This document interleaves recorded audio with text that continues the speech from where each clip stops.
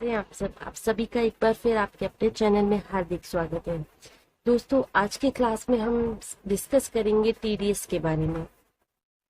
आज हम टीडीएस का इंट्रोडक्शन पार्ट कवर करेंगे। शुरू करने से पहले मेरी आप सभी से यही रिक्वेस्ट है कि अगर आपने अभी तक मेरे चैनल को सब्सक्राइब नहीं किया तो जल्दी से इसे सब्सक्राइब कर लें, ताकि जो भी मैं नई वीडियो लेकर आऊँ तुरंत आपको उसका नोटिफिकेशन मिल सके। तो शुरू करते हैं फ्रेंड्स, आज का टॉपिक टीडीएस इंट्रोडक्शन। टीडीएस का मतलब होता है टैक्स डिडक्शन एट सोर्स। जैसा कि नाम से ही क्लियर है कि टैक्स का डिडक्शन करना है सोर्स पर, जहां से भी इनकम जनरेट हो रही है वहीं सोर्स पर टैक्स को डिडक्ट करना है। तो टीडीएस जो होता है एक हमारा इनकम टैक्स का ही टाइप है। TDS means income tax. Will be deducted on services received by company from service provider as per the income tax section. जो भी सर्विस प्रोवाइडर्स होते हैं, जो भी सर्विसेज प्रोवाइड करते हैं, TDS बेसिकली सर्विसेज पर ही चार्ज होता है। जो भी सर्विसेज प्रोवाइड कर रहे हैं तो उस पर टीडीएस को डिडक्ट किया जाता है। अलग अलग टीडीएस के सेक्शंस बने हुए हैं एज पर इनकम टैक्स,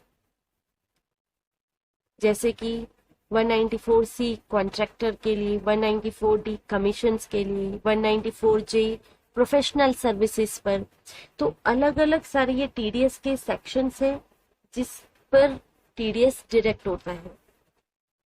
अब टीडीएस का जो परसेंट रेट है वो सर्विसेज के अकॉर्डिंगली चार्ज होता है, किस सर्विस पे कितना टीडीएस कटेगा।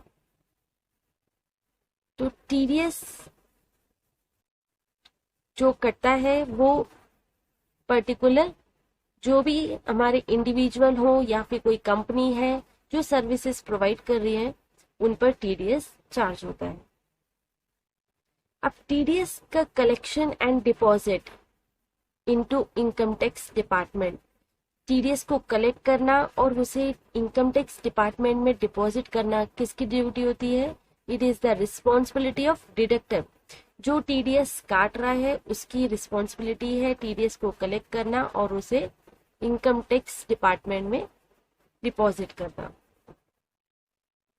टीडीएस विल बी डिडक्टेड इन और एडवांस और invoice which ever is earlier.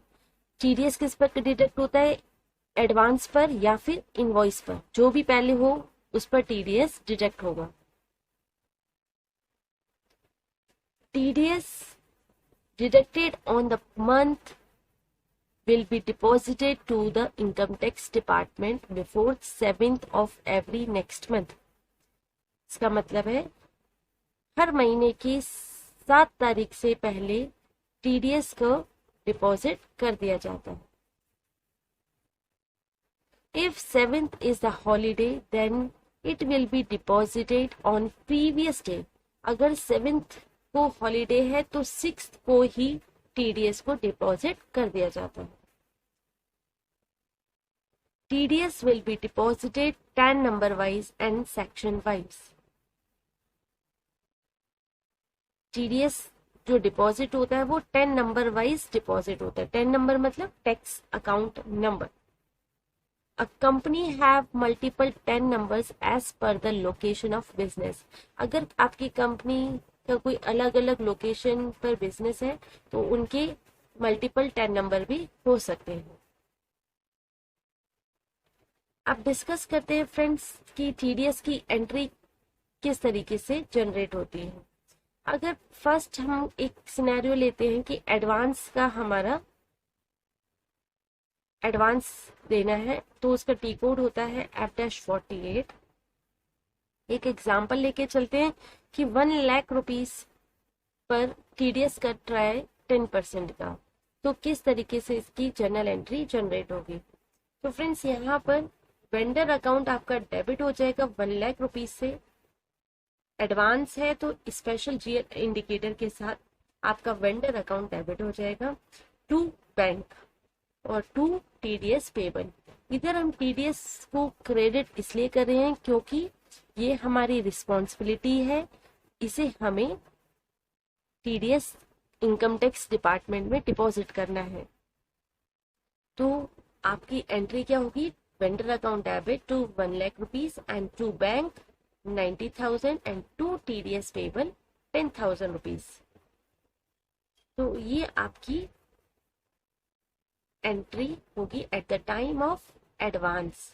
अगर आप इनवॉइस को बुक कर रहे हैं तो किस तरीके से इसकी एंट्री जनरेट होगी, एक एग्जांपल लेके चलते हैं कि आपका एक इनवॉइस है 2 लाख रुपीज का जिस पर टीडीएस कटना है 10%।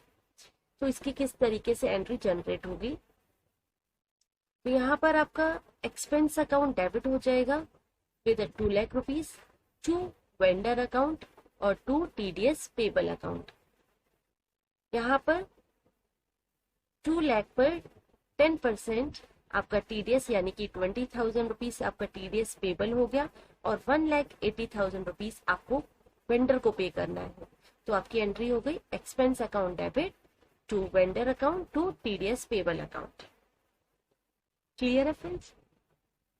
और अब जब हम इसे डिपॉजिट करेंगे इनकम टैक्स डिपार्टमेंट में तो क्या एंट्री जनरेट होगी, तो ये आपकी एंट्री होगी टीडीएस पेबल अकाउंट यहाँ पर डेबिट हो जाएगा और आउटगोइंग बैंक अकाउंट आपका क्रेडिट हो जाएगा।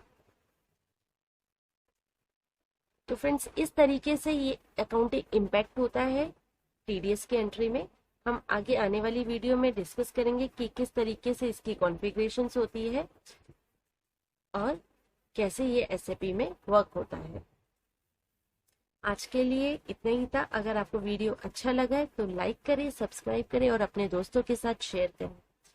Till then do practice, good bye.